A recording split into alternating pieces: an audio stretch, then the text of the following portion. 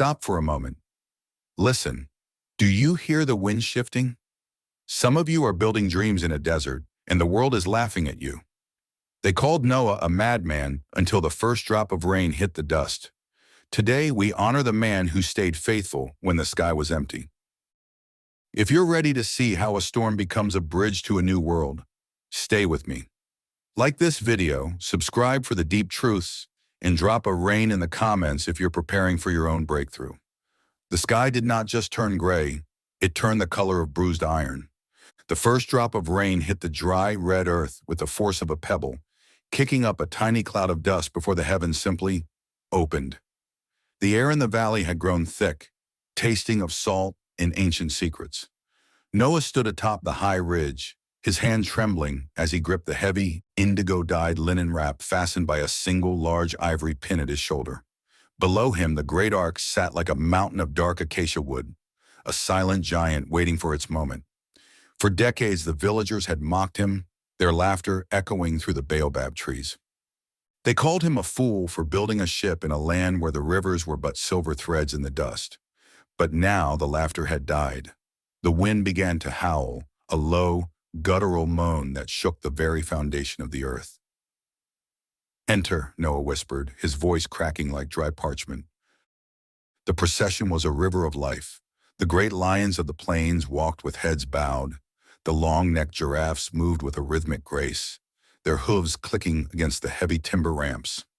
Noah felt the heat of their breath and the scent of wild musk and hay. As the last pair stepped over the threshold, a sound like 1,000 drums thundered from the clouds. It wasn't just rain, it was as if the pillars of the world had snapped. The fountains of the deep burst forth, sending plumes of water screaming into the air, white and violent against the darkening horizon. Then came the darkness. For 40 days and 40 nights, the world was nothing but the roar of water and the rhythmic creak of the ARK's massive ribs. Inside, the air was heavy with the smell of wet fur and the soft, terrified lowing of cattle. Noah sat in the shadows, the indigo linen of his wrap soaked with sweat. He felt the human gap, the crushing weight of being the last of his kind, the guardian of every heartbeat left on the planet. He closed his eyes, listening to the waves battering the wood, wondering if the sun had forgotten the face of the earth. The silence, when it finally came, was more deafening than the storm. One morning, the frantic drumming on the roof simply stopped. Noah reached out, his calloused fingers unlatching a small window of gopher wood. He sent forth the raven, a black speck against a world of endless blue glass. It did not return. Then he sent the dove.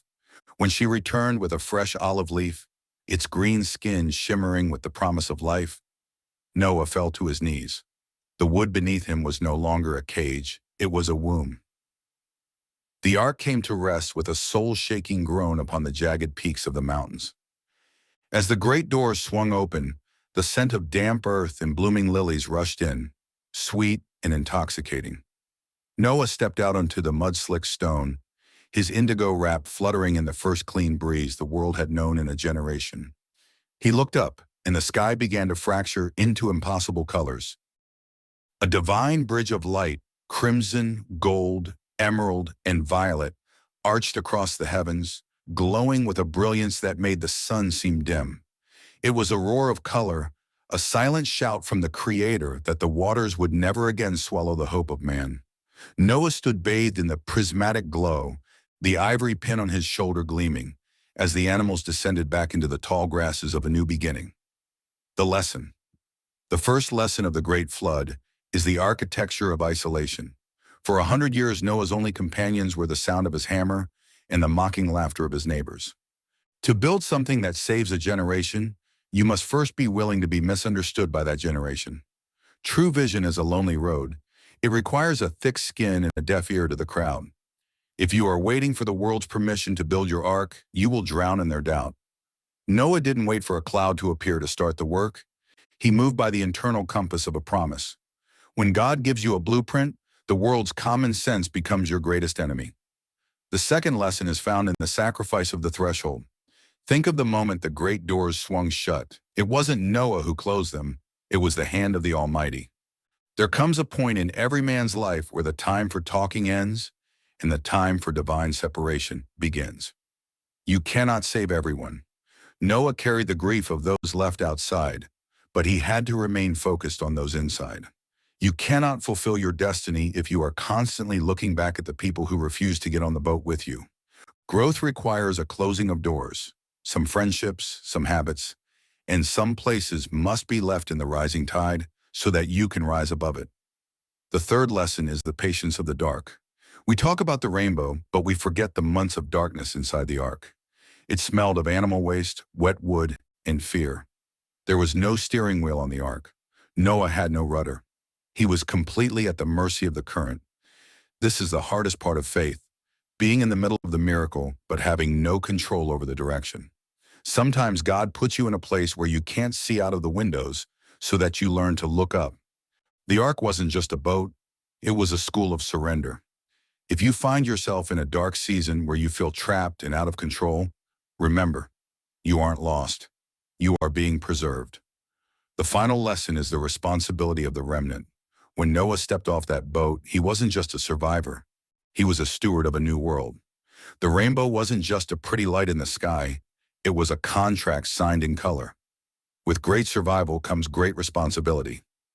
You didn't survive your storm just to go back to living the way you did before the rain.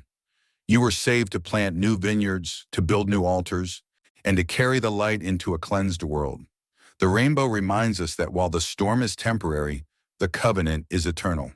Your scars are not just reminders of the pain, they are proof that the architect still has a plan for the earth through you.